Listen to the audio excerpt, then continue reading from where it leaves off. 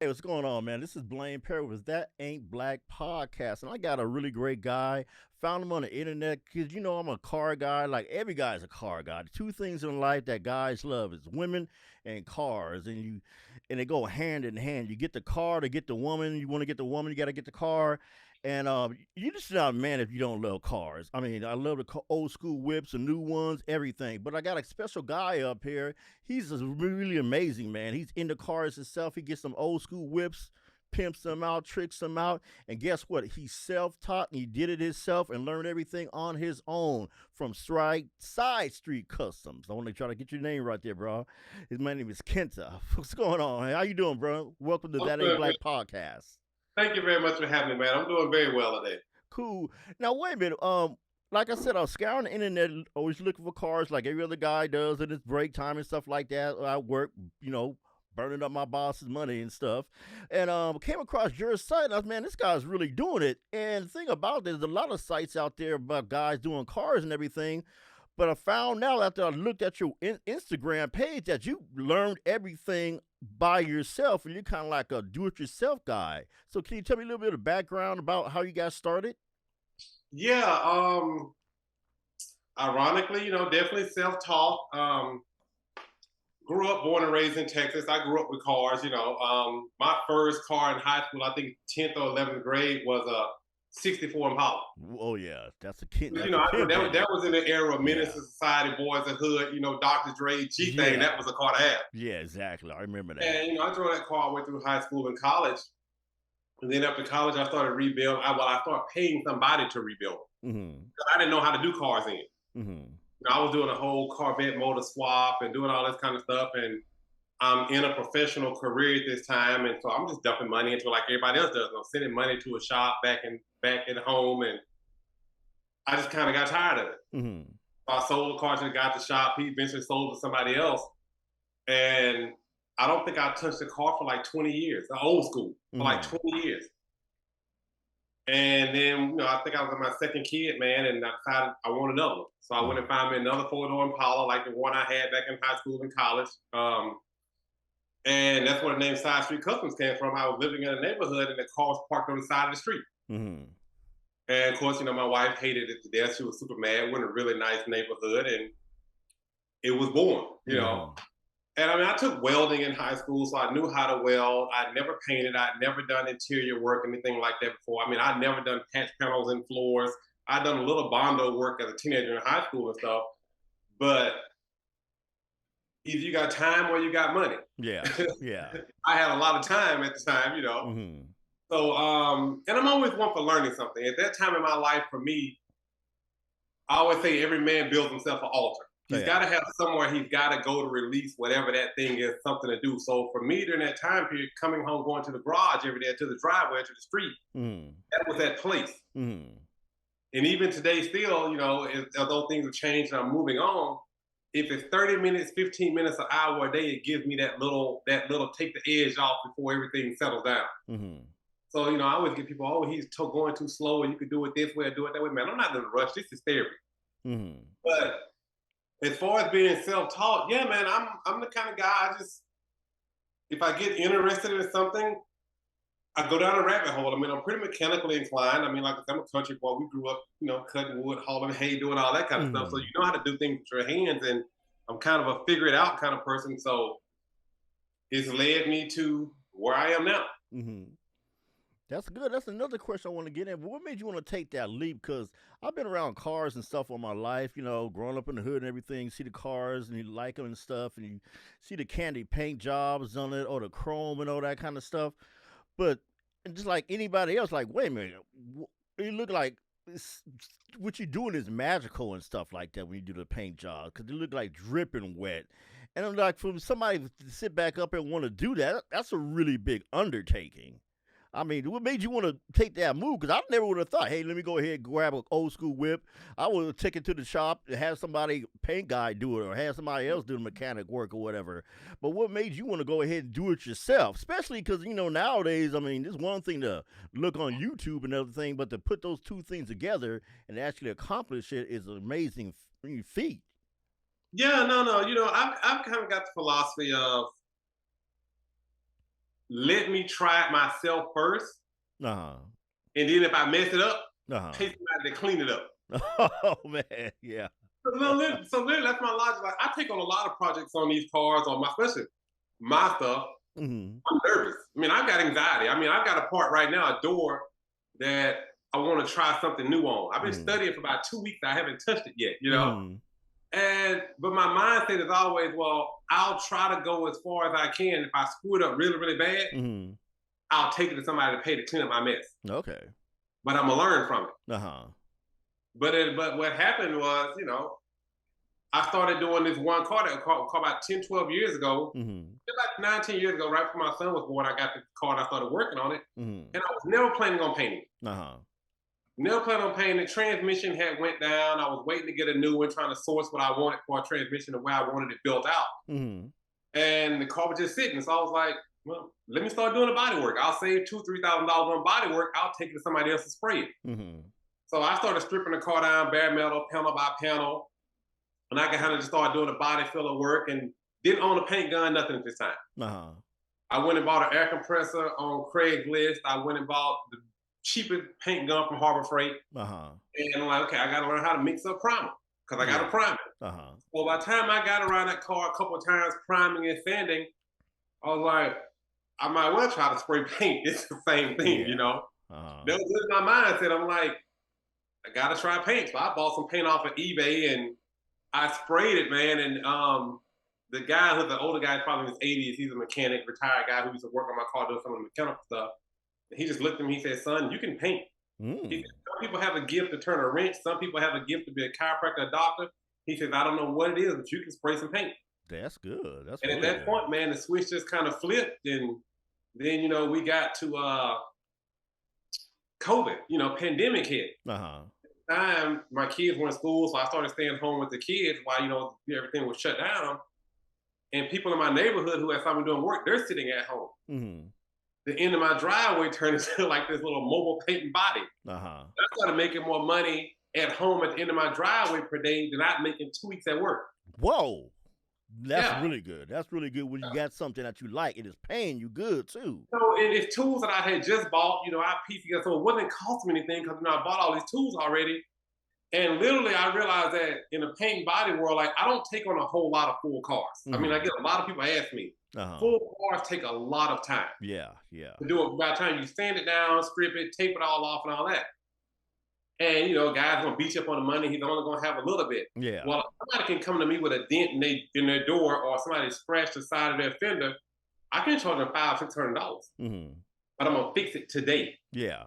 one day, Yeah. and I'm giving it back to you. Yeah. It's days if I time it right, it's days I can do 2 or 3 in a day.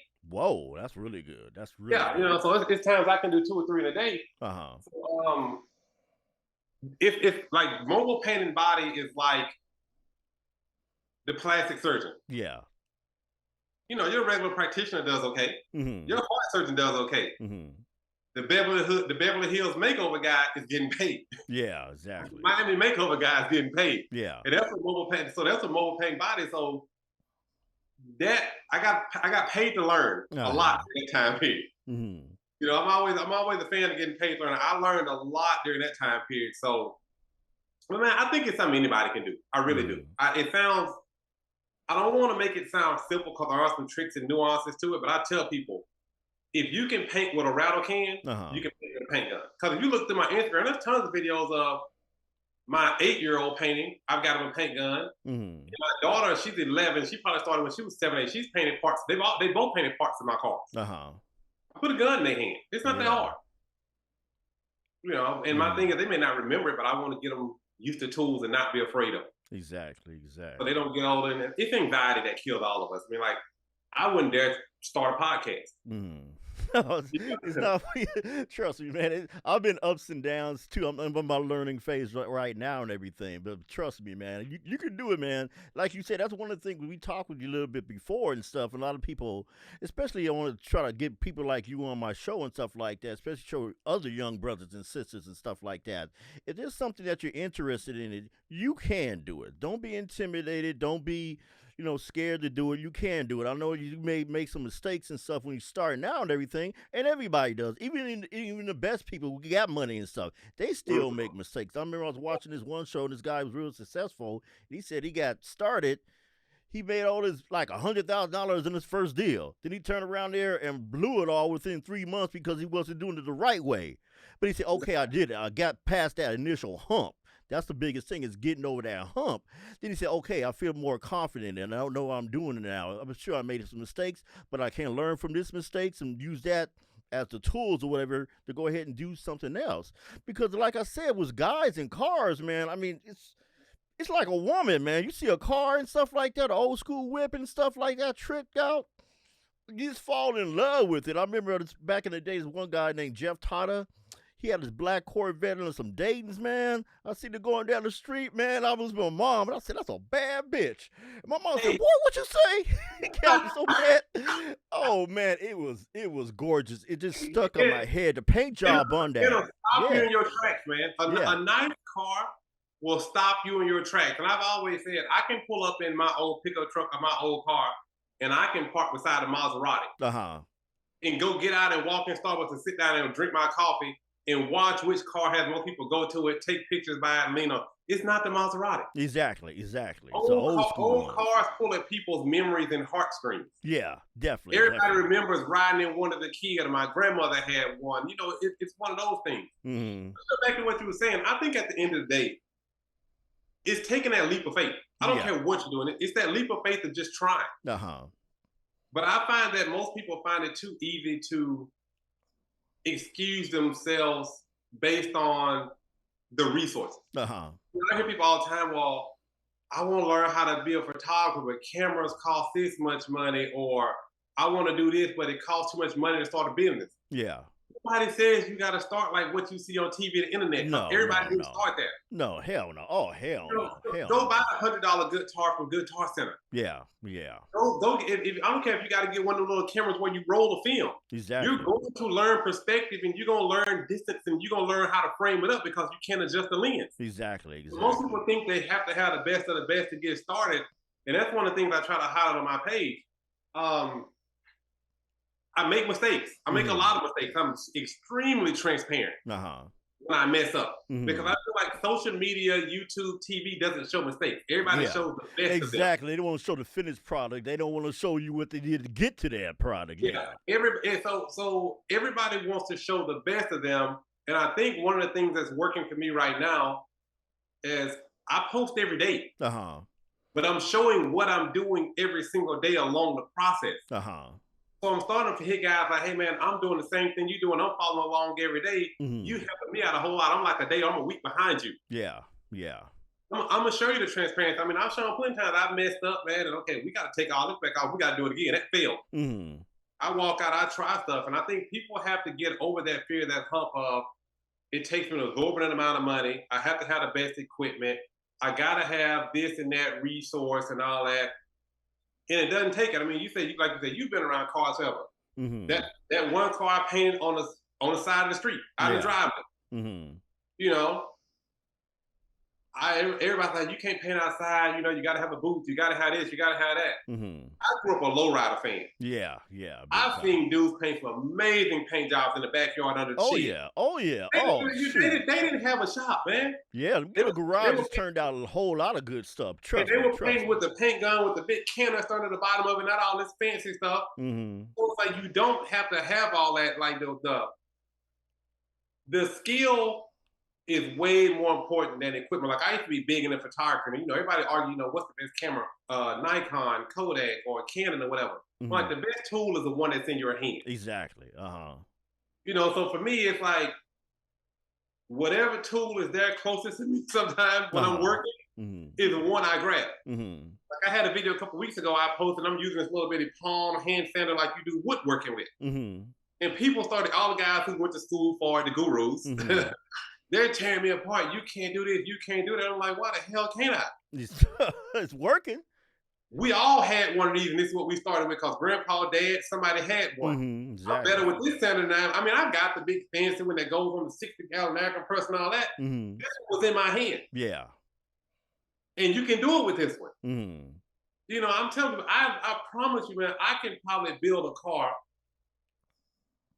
with $200 worth of tools. Uh-huh. If you give me a $500 gift card and let me go to Harbor Freight, Uh-huh. and I showed up in your city, I can build you a car. That's good. That's really good. That's really And I bet your it wife doesn't, likes that. I bet your wife really yeah, likes that. Yeah. it doesn't take that much. Everybody Mhm. thinks that they have to have all this stuff, but it doesn't. Yeah. And that's what I try, so that's one of the things I really, really try to teach, man. Like if you constructively look at it, and I mean that's what we call you watch these shows on TV. Oh, he's a fabricator. Yeah. Yeah. Buying all the pieces and putting them on is Mhm. not really fabricating. Yeah. You putting together Legos and model cars. Yeah. Yeah. The original lowrider, they were taking parts of this car, parts of that car, parts of this, putting Exactly. together. I mean, hydraulics came from airplane parts. Yeah. Yeah. That's fabrication. Yeah. There's no manual. Mhm. So that's how I look at it. I try to take this and that, and what do I have, and can I put it together and make it work? Mhm. And we talked earlier. I was telling you, my town, I think it's 14,000 people in this town now. Uh-huh. We still don't have a Home Depot or a Lowe's. Whoa. Oh man. Yeah, that's small I town. don't run the Lowe's. There's one place in town that sells car paint. Wow. There's one, and it's kind of limited. Now I can go, Nick. I can drive 35, 40 miles one way, about 20 something miles the other way, Uh-huh. and get products. But but when you're in the midst of working, Mhm. stopping to drive an hour, get it, drive an hour back, 45 minutes back, it killed your day. Yeah, exactly. Exactly. But we do have that one local hardware store, and we got a Walmart. Yeah. So you really start thinking, for me, what would my dad have done? What would my grandfather have done? What would my great grandfather have used? Y'all, I got a motion sensing light, Don't time of worry light. about that. Sorry about that. Uh-huh. I started thinking, what would my forefathers have used? Uh-huh. Back in those days, if you went down to the local soda shop or a pharmacy, it was only one item, maybe two in the store, two sewing machines. Uh-huh. You didn't have a choice of 5,000 sewing machines to order from around the country. Yeah. They made the best of what they had. So whenever I go in the store, man, I'm always looking at what on the plumbing aisle or what in this section of the hardware can be used over here. Uh-huh. Because at the end of the day, I think it's unilateral. I think once you find that common thread, Mhm. I think it all applies. I think that's my country, like that's my country version of like barnyard physics. Uh-huh. How I look at it.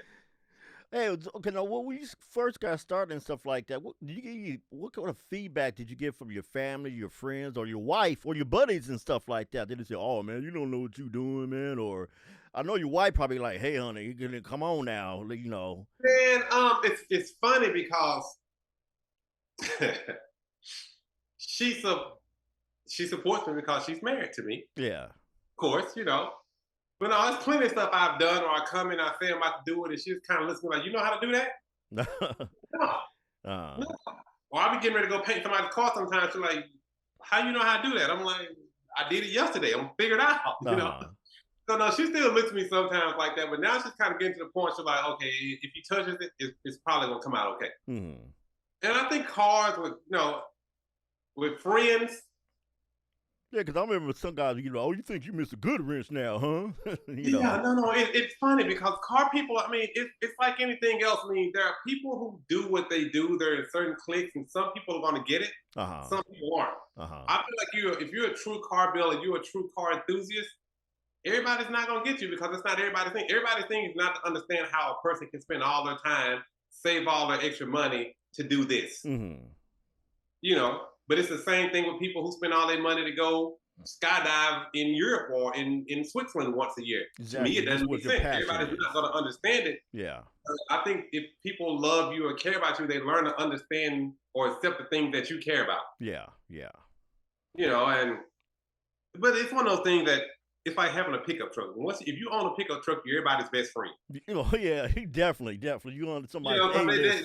they got to Yeah. move. They need something hauled off. The Yeah. funny thing about it, if you can do paint and body work, you become everybody's best friend eventually. Oh yeah. They definitely Everybody's right. got a little hail damage, a rock chip. I scratched my door. Can you buff that out? Can you polish out? You become everybody's friend after a little while. Uh-huh. That's one thing about it. So, but no, it's a good hobby, man. For me,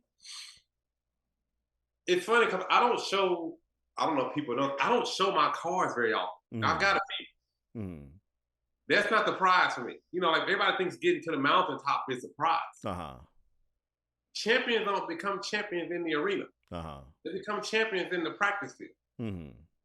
So there's a reason why, you've been in the car culture. There's certain guys that are old timers, they just keep building cars. They build one, they keep it, they may sell it, they build another, they build another. Yeah. Yeah. The lesson and the joy is in the journey.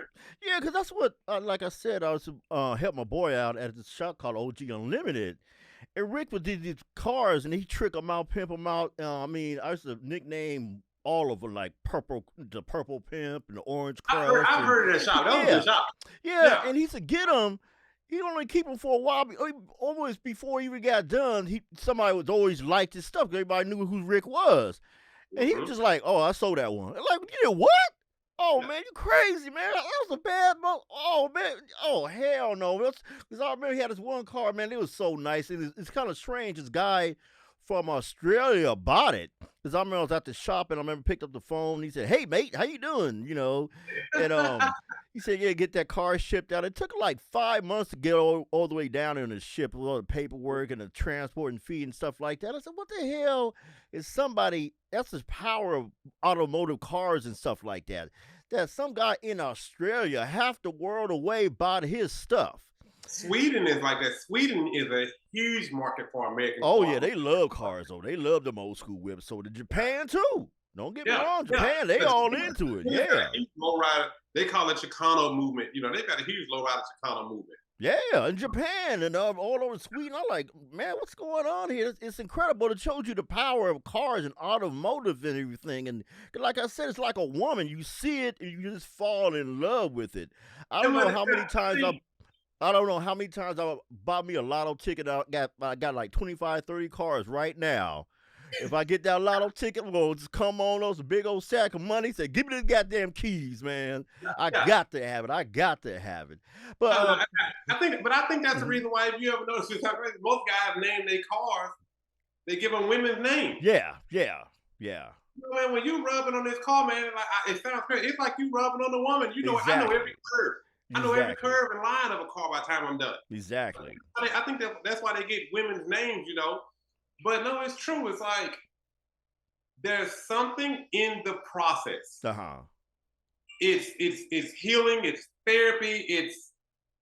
It's opening up the package, trying to find the prize. Uh-huh. That's where for me, I think a lot of car people, I think that's where the true lesson is not in posting them online and showing them. Uh-huh. Because I always say when I was building the first car, man, when I get it fixed, I'm gonna drive it till the wheels fall off. Uh-huh. That car hadn't moved out of my garage since last November. Oh man. Seriously? Seriously. It literally has not moved since last November. Uh-huh. But it's like, I look at it, drive great. I know I got it. Uh-huh. I'm building another one. Why? Mm-hmm. I have no idea. Worse off than the one I got. The first one, when I got back in the cars, I went and got it out of a field in Alabama. Uh-huh. Beyond barn find. It was worse. Oh, yeah. It was worse, but I wanted a project. Uh-huh. I wanted a project. I wouldn't tell anybody else to go do it. I would say go get you a driver, something that's already, titled and registered. Uh-huh. So, and then kind of just take your time and work from there, Uh-huh. But the one I'm doing now is worse than that one was. Ooh. Now, granted, I do have the skill, so it doesn't cost me as much money. And I wish I knew when I did the first one, 10, 11 years ago, however I started back. I wish I knew then what I know now. Uh-huh. But it's the project. It's the process. My wife looked at me a while back. She said, "You doing this again?" It's like that particular car style. Only one, it's different with the 2-door SS, the other one's Ford. I'm like, yeah. I'm like, yeah, I can't explain it. Mm. So how many cars have you done since you started? Full restoration, complete turnaround. Probably about 5 or 6. That's really good. That's really good. That's really good. I mean, and like I said, some of them are running cars. Uh-huh. But when I say restoration, I'm saying they're old schools where you're cutting metal, doing patches. You got to take them down to the bare metal. You're stripping them, all that. Now, every one of them is not like the one I'm working on now. It's a frame off. Oh, okay, that's a long process. So this one's a frame off, so it's the works. Every hose, every bolt, every brake line, everything doesn't get that. Everything doesn't need that. You know, I know a lot of guys, it's got to be frame off. No, it doesn't have to be a frame off. Mm-mm. You know, I'm an advocate of build it how you plan on driving it. Mm-hmm. Build it for how you need it. Don't go buy this whole laundry list of parts because this is what everybody's doing right now. Mm-hmm. Don't do it. Mm-hmm. Don't go buy the $6,000 brakes when the $800 disc brake kit will work just fine for how you drive it. You don't have 1,000 horsepower, so you don't need 16-inch calipers. Mm-hmm. That's the only thing about it. It's hard to tell guys that. I can understand your great philosophy and stuff like that because I was working in the shop and I used to say, hey, man, you want to go ahead and get this because you want to be able to take it out on a Sunday and roll it around. But Yeah. telling that to a guy, that's like telling a kid he can't have no candy. Because the guys always want to get the biggest, the baddest, the fastest. It's just a part of our mojos. Nah, man, he got 600. I gotta have at least 800 horsepower. Oh man, he got this. I gotta have that, man. I gotta be up on him, man. He don't know nothing about this. I gotta be up on my game, man. And guys are like that because he's coming to the shop. I'm like, nah, man, no, you don't gotta be. Nah, man, no. It's got like a crackhead and stuff. You trying to tell him no, man, but it's so hard with guys. Because you know how it is. You get that feeling, you know. No. I mean, I'm telling you, I've got a couple of cars like that. And the thing is, when you start going big horsepower, big brake, big this, it's a lot of maintenance. Yeah. It takes responsibility. Yeah. When you start putting all those tight tolerances together. Uh-huh. You know, you got to nurture it like a baby. You got to take care of it to a certain degree. You're always on it. Yeah. So like the one car over here, it's a pretty much you ever watch an autocross where they run them through the cones, the old schools, they run them through the cones, they do all the stuff on the track and you got the fast stop and all that. Uh-huh. So my 164 Impala, it's like that. Mm. You know, huge horsepower, crazy torque, crazy brakes, crazy. And when I started building that car at that time, I'll tell you the story. I was driving a 550 BMW. I had it lowered on nice wheels and stuff. You know, it got the aluminum chassis, handled unreal. Uh-huh. This is where my ignorance is bliss. Mm. And I'm like, I want this big old photo Impala to handle like my BMW 550. Mm. So that's where I started. Mm. Probably $20,000 on steering and suspension later. Whoa! Oh man, it drives like that BMW did. Uh-huh. Literally, it drives like that BMW did. Mm. It got about 550 horsepower to the wheels, which is cool. Mm. The town I live in, unless you're on the interstate, the max speed limit is 45 miles per hour all around town. Where the hell am I going? Yeah. So, you know, so where am I going? Uh-huh. So at the end of the day, like the next car, the one I'm building now, I got a 1968 straight six, inline six motor in it. Uh-huh. Maybe max 150 horsepower. Uh-huh. It's a cruiser. Yeah, exactly. You know, it's a cruiser, and I wish people would get back. This is me as a car builder and you know, car guy. Mm-hmm. I wish people would get back to how we built. I'm 45. Mm-hmm. I wish people would get back to how we built cars in the 80s and 90s. Mm-hmm. People didn't talk big horsepower. Mm-hmm. What kind of LS motor you got on the hood? How big are your brakes? Mm-hmm. Man, you put some rims on it and some kickers or some speakers in the back. Sometimes you had your house speaker box in the back. I don't go there. You know what I'm saying? Oh, that's what he had back in the day. My boy Sean White, he came on up, man. He had Scirocco, man. I'm sitting in back cramped up. We got a home speaker, man. He done Jimmy Rig because it's that. Oh, man. He had a Kenwood stereo system, man. Oh, man. But one thing I want to get to real quick, what about rims? Because you know how brothers love some rims. We'll damn near buy the damn rims before you get the car. I remember when I was like 18 years old, I want me some D's, some Daytons. Yeah. And oh man, I was talking about buying the reels before I even had a car. Cause you know how it is with rims and stuff like that, and they just trick a car out. You could have an old school bucket. Shoot, you have $3,000 worth of rims, the car be like $800. Yeah. No, it's still that way, man. It's still that way. It's crazy because I won't do it. I know people dropping $20,000 on rims. Yeah, spinners and all that stuff, gold plated. I can't do it. I'm not dropping $20,000 on rims. I'm not. But most of the time, the car is built around the wheels and the stance. Yeah. You know, that's the slogan. Stance is king. Yeah. You get Mm. the right kind of wheels on there, you get the right stance, it can be in black primer, it can be in Bondo and body filler. Exactly. It look Yeah. good sitting Yeah. still. You know, Uh-huh. it was good. And, and the great, I think, air ride and the switches made it, you could set it where you want to sit and stuff. Exactly. Man, wheels are, it's everything. It's Yeah. still, that's like the jewelry, the fingernail polish, like, it's like the jewelry or fingernail polish on a woman or the Yeah. toenail. That's it right there. Exactly. Because I know there's one place in Vegas and stuff, they got rented rims.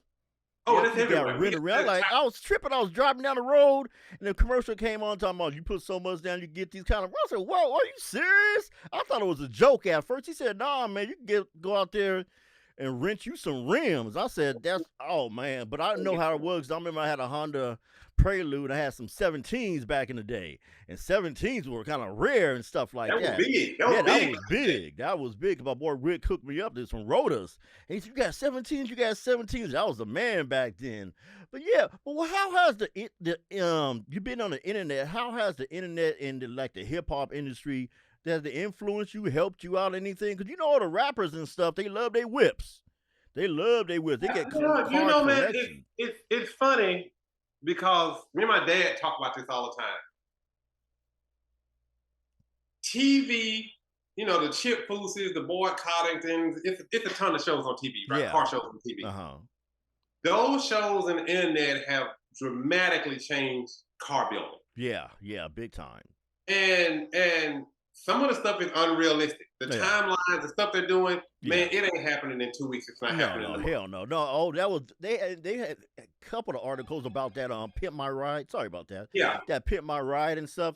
They have some stuff on YouTube right now, how much of a hoax it was. It didn't take that stuff take 2 or 3 months, and the guys had to rent out their cars, and they didn't really do nothing, no work to the engine or nothing like that. It looked good and stuff. A lot of that stuff was just made for TV. Half that stuff they took out after they get out the show. And it's funny too, because I tell a lot of people, I know we internet, we free and all that, but I can name quite a few TV shows where you've never seen a person start the car and drive off in it. Yeah. Think about it. They'll show the car, he'll stand there, he'll cry. You never see him crank it up and drive it. Yeah, exactly. I also know people who bought some of those cars from an auction before. Yeah. The glass wasn't in them. The windows weren't hooked up. Oh, no, hell no. Hell no. But it looked good for TV. Yeah, it was all for TV. That's killed. That's hurt a lot of people in how fast they think a car can be built. But I was going to say, like, the hip hop industry, music and TV, it's really driven the prices up. Yeah. It brings notoriety. It's great for the business, for the builders. But if you're a buyer, like you're just a regular consumer, it's killing you. It's driving the prices up because people see what a car's selling for on TV on a Barry Jackson auction. Yeah. What the guy sitting at home who's got an old rusty one in his backyard, he thinks it's $100,000 because he saw it on TV. Yeah. No, man, you got an $800 car. Exactly. It was $100,000 on TV. Yeah. No. Or they see, all of a sudden when, like, they're rappers or celebrities or actors, they start buying cars, they start getting them. Everybody else wants to go get them.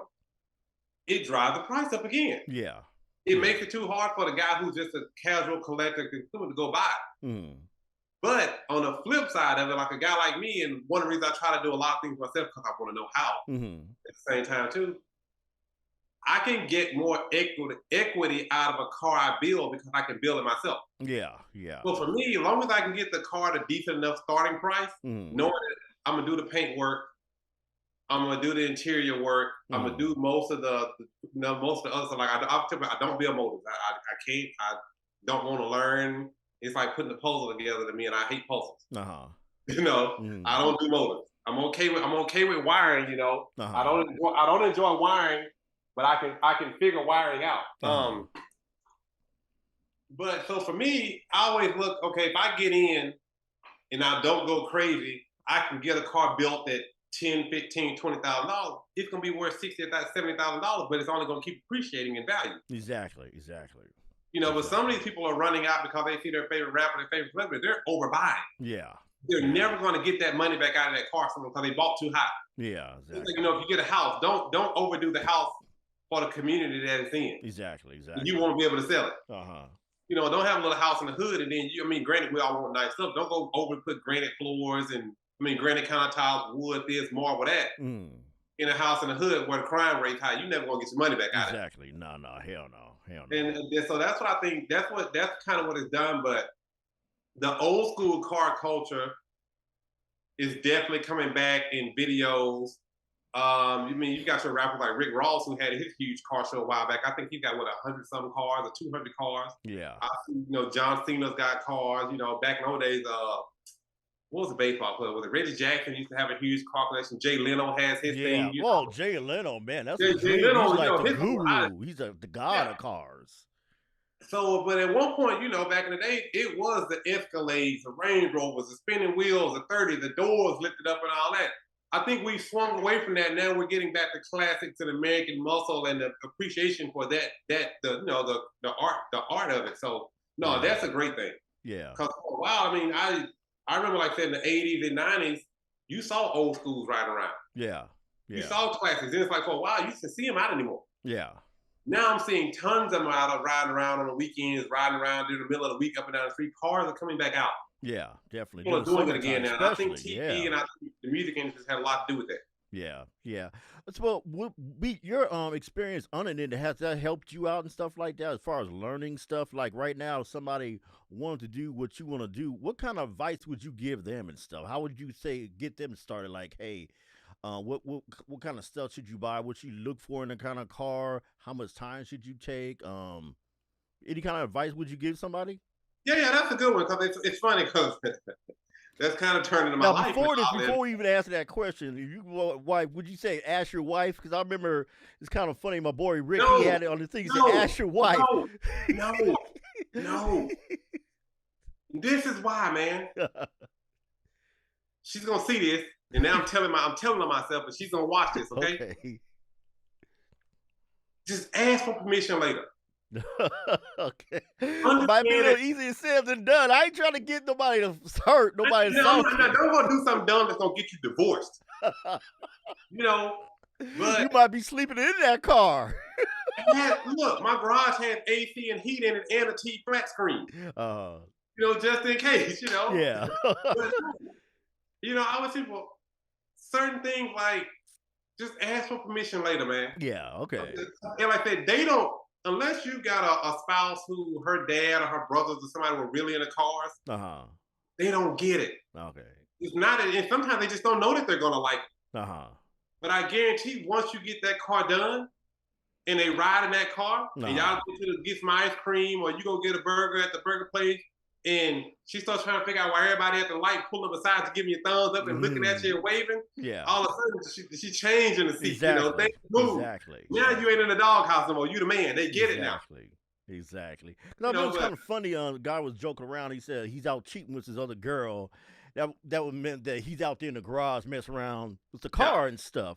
But right now, if somebody say, hey, I want to go out there and do what this guy's doing and learn and stuff like that, what should I do when I want to go look for a car? I mean, should I go look in the barnyard? Should I scour the internet? Knock on neighbors' doors, ask buddies, ask friends, or what? All of the above. Some people know what they want. Yeah. We like the lottery ticket. You said a lottery ticket. I could probably list 50 cars I buy right now if money was no object. Yeah. And some people, they want that. Their uncle had an '82 Trans Am. That's what they want. Some people know exactly what they want. Some people don't know what they want. All I would say, Facebook Marketplace has changed the game. Craigslist is an amazing place. I don't do and I don't really deal a whole lot with eBay stuff. And I don't like buying stuff I can't put my hands on and see. That's one thing I tell about it. Don't buy anything that you can't put your hands on and see unless you got a big wallet. Okay. Because, you can Photoshop, you can dock up a picture, you can spiff it up, make it shine, and you can sell a dream. Yeah. I always say, go look at it, put your hands on it. Truly get an understanding. Don't just look at the top. It's crazy. One of the rules in paint body is everything that's at eye level you can see is 100%. So the top of the roof, the hood, the top of about midway, top of the doors, that's 100%. You get about midway down the side of the doors, it's about 85, 90%. Stuff down low, anybody really gonna see it. Exactly. So I tell you, when you're gonna look at a car, man, get on the ground. Look up under that. Yeah. See if the floors, carpet can cover up rust in the floors, Exactly. Get on the ground. Knock, I would tell people, man, you can knock on a car and tell if it's full of body filling primer because one's gonna sound like hollow metal, other one's a Mm-hmm. really solid sound. Mm-hmm. But most importantly, man, I think, like I said, if you don't have a big budget, you're not super mechanical, and you know you just want a kind of an old school to ride in and drive, spend a little bit money, spend a little bit more money on something that's already running and driving. Mm-hmm. Now, you know, you may be able to go say, oh, here's one that's not running for $2,000 Yeah. or $3,000. Well, this guy's got one over here for $12,000 that runs and drives. It's a daily driver. Uh-huh. Now, some people don't have a $12,000 up front, so they got to take their time and build. But by the time you take that non-running sitting, it may take you $10,000 to $15,000 to get it up to where that running car was. Exactly. Exactly. So sometimes it's better to start at that level. Yeah. And then just kind of enhance it or do what you want to do while the car is running and driving. Exactly. Exactly. But you know, I talk to a lot of guys I'm online all day, and I just put a feature on my Instagram and built this web page where I do consultations with people. Yeah, that's really good. That's what I was going to mention to you, man. You should do some consultation because they got this one guy. He's been in the cars and stuff like that. He's getting paid really well money right now. And he just does consultation, and he got a big following and stuff. But go ahead, man. That's the new thing I'm trying out right now. I mean, I literally just added the feature this week, man, because I'm normally in my DM all day. I'm in my DM all day. Yeah. And of course, everybody wants free advice, so we're gonna see what happens when you got to pay for the 30 minutes or hour or whatever. Exactly. But my thing is, more than what I can post in a minute, video reel, or I can write in the description. I want to teach people the things that I didn't know. I mean, I bought a lot of parts twice. Uh-huh. I ordered the wrong part, or it didn't fit what they told me, or the configuration of things weren't right, or I bought at the wrong time. I've seen a lot of guys. I'm gonna go get a car. They get a catalog. They order $30,000 worth of parts. They don't understand it's gonna cost you $40,000 to get all these parts. But don't cost them. The shop starts hitting you at $90 to $110 an hour or something. Exactly. And you got to put these parts on. So now they sitting there with $30,000, $40,000 worth of parts in a car that doesn't run. They can't afford to get them put on. So I try to talk to a lot of people and kind of help them plan or strategize their bill and their purchasing to do it in an order that makes sense. I always tell people, man, break your car down into two digestible chunks.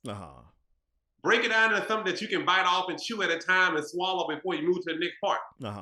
Don't go crazy. So like when I build, like the car I'm building right now, I've got the doors. No, I've got one of the doors at my house, the fenders, the hood, and all of it. I bring it home in pieces right now. Me setting the whole car down, trying to strip the whole thing down at one time and do it, and I still work a 40-hour week job. I can't. Yeah. But when I bring it home in smaller pieces and work those one piece at a time, when you look up, you're through the car. Yeah. But what I find when I do it that way is the quality of work that I do is much higher. Yeah. Because I'm working this, I'm not working all of this. And I'm not trying to just see the finish line. Yeah. So I try to teach guys how to properly plan, where to get the best bang for their buck so they can make this whole thing come together. And then just kind of how to be patient. Because as men, we'll get into a competition with our own self that we don't even know. We'll set this drop date on when we're going to drop this car and we got to be ready and all that. But what you rushing for? When you're done, you're done. Exactly. We get in a rush. I mean, I've done it sometimes too, man. Like, man, I wish I had a little more money, man. If I get this done, man, just wait, take your time. You're gonna enjoy it when you get there. So I started doing that. So which I'm like, I basically call it coaching. I call it online coaching. Yeah.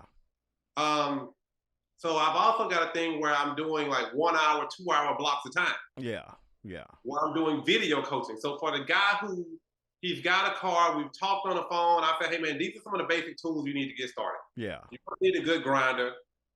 You're gonna need a cutoff wheel because you may have to cut some metal. You're gonna need probably a little DA sander, a round sander. Go get you a decent little welder. Some basic tools you're gonna need. And I try to tell them what to buy. You don't have to buy the best, Milwaukee, DeWalt, whatever. For a guy who's just a garage guy, you can get away with a Home Depot tool. Because you're not running it commercially all day, every day. Exactly. Don't get caught up in that hype. Yeah. It's not running commercially all day, every day. You're a hobbyist. So I try to help them with tools. And then a lot of people to me, mixing Bondo or fiberglass is normal. Or even understanding what kind of sandpaper to start with, then go to the next steps of sandpaper. So what I'm trying to do now, what I do a lot of guys is let's get on the phone. I'll get you on a video and I'm watching it while you're working and I'm walking you through what to do. Yeah. All right, this is how you mix it. You're doing a good job. Sometimes I'll do it with the person. I'll have the product in my house and I'm showing them how to do it. Mm-hmm. I'm like how you do it on YouTube. I'm like a real YouTube. Exactly. Yeah. So I'm trying to make my page like an interactive version of YouTube. Yeah. Because I've watched stuff on YouTube, pause it, did it again, and pause it. I'm like, wait, let's bring that to life. Yeah. Let me be while your phone is right there, your computer's right there. Let's do it together. Mm-hmm. I want to tell you, no, that's too much. Back it up, bring it back. Feel that with your hand. Can you feel that ridge? And so I'm trying to do a lot more coaching like that because I didn't have it. Yeah. And I wish I did. Like I said, it would have saved me some time. Yeah. But we spoke, kind of before, and I've always said, but at the same time, my ignorance has been bliss. Mm-hmm. I do a few things a little bit unorthodox, and I'm kind of like Jimi Hendrix on the guitar, man. It's upside down and backwards, Exactly. I do some things very unorthodox, but I think it comes from the fact that I'm not married to an ideology or a theory because I didn't go to school. I find that most of my critics, I'm gonna call them critics. I'm not gonna say I have haters. Most of the critics on my page are the guys who went to 3, 4, 5 years of paint and body school. They're working in a huge shop with a $50,000 paint. They're working, $1 million facilities. They've never painted a car at home. They've never painted one outside. The rules don't apply. So they've only went to paint and body school where they work with the best 3M products. They sprayed with $1,000 paint guns. They've got a 300-gallon air compressor back there. Now, they don't own any of this stuff. It's exactly. They don't own any of it. Yeah. They'll criticize the way I do things sometimes. But I'm like, I can do the same thing in a driveway or outside with less than what you do in that shop. Exactly. So that's one of the big things. I'm like, man, look, dog, just slow down, dude. All of this can be done. It can be done well if you think yourself and you kind of pace through it. But yeah, it's interesting, man. But I try to help everybody have a dream. Because I remember one time, and I was at a show of the Good Guys show. And that deadline, I want to have my car ready. I used to live in Nashville, and I want to have my car ready for the Nashville Good Guys. And I'm working, and something didn't fit right, and I couldn't get it done. And I'm pissed. So I go to the show anyway, man, and I'm walking, and I'm spectating the show. And I see all these guys, these dads and families out there with their kids, and they don't own a car. Never owned a car. But they love it, and they have dream cars. And that's when I realized that, you know what, man, no matter what stage my car is in right now, I have one. Yeah. It's like, so no matter what stage your car is in, respect the process. It's yours. That bucket you got in your driveway that you out there sanding on, don't feel like you're never gonna get done. Yeah. That's somebody's dream. Yeah. It's another dude who will pick that car up today and be happy. And you frustrated want to quit. You frustrated want to quit. So I think my goal or my job, even though I don't get paid for it, my job, I want everybody to have their dream, man. I can't tell you how many guys I've listened to that said, oh, I had a car when I was in my 20s, I had it going on, and I got married, and then mortgage happened, I had a couple of kids, I had to sell it. Now, my kids 13 and 12 or 16 or 18 or whatever, I got a little money and time over here now, I want another one. Yeah, exactly. But I still really don't have all that money because I still got mortgage, I still got to pay for college, I still got all these sports. I want to be the guy to show them how to do it. And have that dream car. He doesn't want a show car. Yeah. He doesn't have to win SEMA. He doesn't have to win Hard August Nights. He just wants to relive that memory. Exactly. So I think my job and my duty on social media is to be extremely transparent, use some of the more budget tools but are still good, make recommendations for good products, tell you what to stay away from, show you some of the simplest, fastest steps on how to do it with the least kind of sort of, so you can understand that anybody can do it. If you follow the same steps, you can do it as well. That's good. But you should start charging people, because I remember they got some one analogy and stuff like that. This guy, they couldn't get this big boat motor going or something like that, and they tinkering around or whatever, like for a couple of days. He got this one guy in, and he took the like $10 hammer. hit the thing. And he sent the guy in the building and said, "Hey man, it's $10,000 for what, man?" He said the hammer was $10, but my knowledge worth 50,000, man. you know, Yeah, hey, you can sit back up here and go out there making these mistakes, pay me this little bit of money. I can work you on through this, save you a lot of money in the long term. Plus, you can learn something along the way. I mean, it's true. Some stuff is paid up. And it's funny because I've always my whole life had a hard time charging people the correct amount. Yeah, yeah. It should be, I want to be a fair person across the board, but no, everybody should get paid. I think people should respect a person's knowledge. Exactly, exactly. You don't know what I had to get here to get this knowledge, No, exactly. Like, so there's the thing that goes around on Instagram right now. I think I put on one of my posts where the lady saw Picasso in a cafe. Yeah. And she asked him to draw something. He took a napkin, he drew a picture in 5 minutes. Yeah. He handed it back to her and told her an exorbitant amount of money. She said, whoa, that don't took you 5 minutes. He said, no, it didn't take me 5 minutes. That took me 45 years. Yeah. Do it in 5 minutes. Yeah. And some people don't understand that. So no, that's the thing. I'm going to, and I'm in a process of trying to, I was going to use the word add value to it, but add value to it is not the right way. But I'm trying to get to the point where I can get people to understand that I want to help you. I want to try to help everybody. But if I'm constantly chasing, answering every single question, I can't do what I'm doing. Exactly. I can't do what I'm doing at the same time. So I'm trying to respectfully and tastefully kind of build that into my system to try to be able to still help as many people as I can, but hope they can respect the time and understand that this $100 or $60 or $50, whatever you pay me, is saving you $500 or $1,000, $2,000 worth of dummy mistakes. And some people get time is money and nothing's free, and some people don't. So yeah, I think you have a great point. So I mean, I'm kind of in a gray area right now in social media. I think for what I do, it's a lot of it on YouTube. And I don't go to YouTube because it takes too long to monetize on YouTube. Yeah. It takes a long time to monetize on YouTube. So I'm in a process right now of really working at owning my own content and being able to control it in a way where I can make the money then. So I'm in the process right now of what I call DIY masterclasses. I'm shooting. I got one of the lights out right here, so I've got a whole setup. I'm doing these DIY masterclasses and I'm shooting videos. They're kind of like instructional videos that are taking people through the steps. So instead of just putting it on YouTube, giving it all away, and somebody can sit there, hit pause, download it, let me bring them over to my format and buy that part of what you need. Exactly. So I'm in the process. I've been shooting and editing videos. So I'm in the process now of creating like what I call a DIY masterclass, putting the consultation stuff available. So like I said, if a person goes to my Instagram right now, Sidestreet Customs, there's a link up in the bottom where you can go to a calendar and you can click and book your time. You can book a 30-minute consultation. You can book a 1 hour, a 2 hour video. You can book your time slot. Cool. It's yours. Cool. That day you want it, it's yours. I'm there. Damn, that's real. I don't know of anybody who's done it. So anytime you're first, it takes a little bit longer sometimes. But man, like you one of the first I know who's doing this. It's gonna take a little bit longer, but I think once this platform hits more of our people, I think it's gonna take off like wildfire. Definitely. Now, I'm gonna ask you this last question.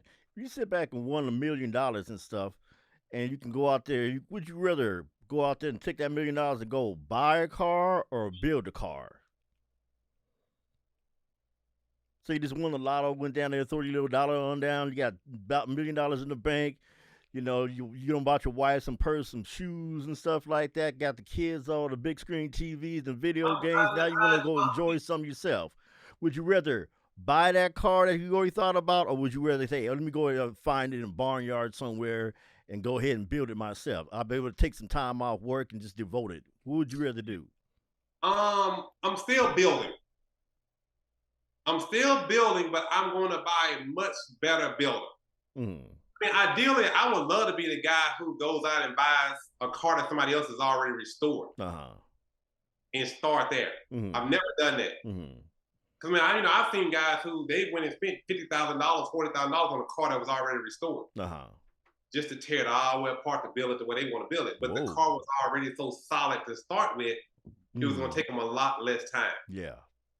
So I definitely wasn't going to buy it and buy $1 million car. I'd buy a huge, I'd never shop that I'd build. So I had more space to put all this stuff in and do. I would definitely spend a lot more money there. But no, I build. I definitely build because I can get more. I can get more for my money. Yeah. Yeah. Way more. Plus, you get the personal satisfaction knowing that you did it yourself and stuff. Yeah, and I mean, and I can get it, and I can get it exactly how I want it. I can get that wheel, that brake, that steering system dialed in. Mm. You know, the seats. I'm 6'4". Mm. The seat's gonna fit me. Yeah. The steering wheel's gonna be where I want it. You know, everything's gonna be where I want it.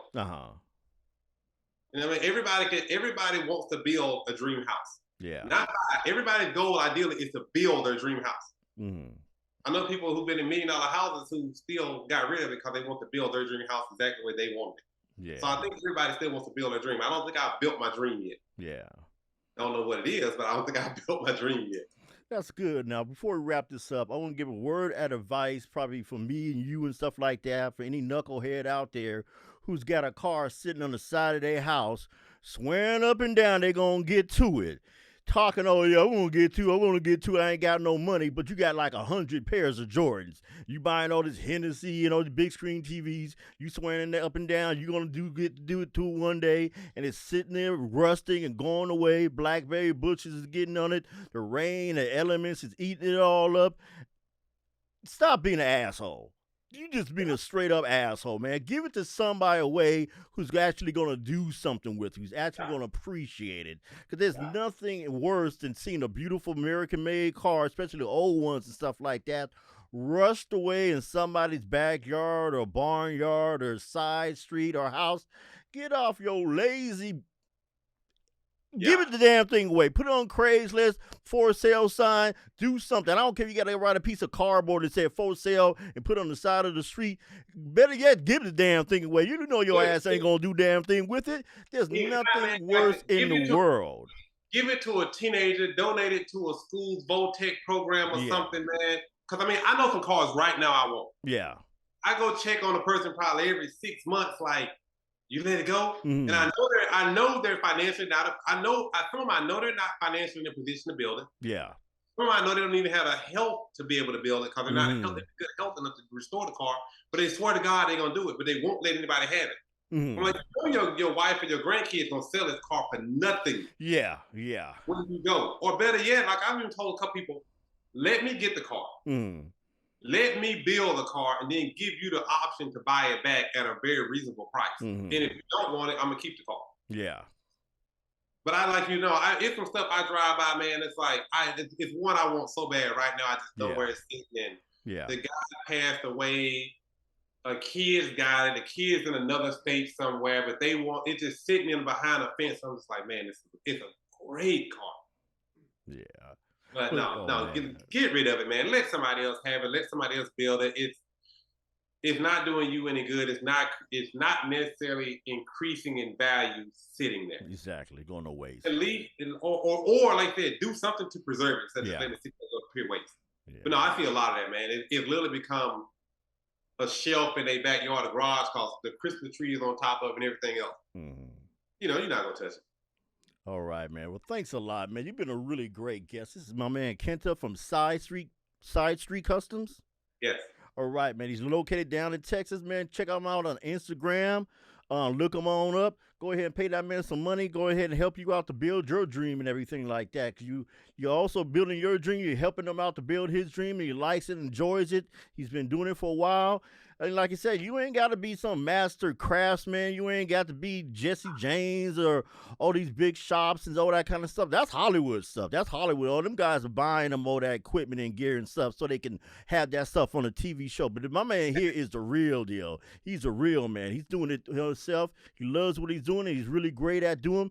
Please check him out on Instagram, Sidestreet Customs. And thanks a lot for being on Black Ain't Black Podcast with Blaine Parrott. Hey, thanks for having me, man. Okay.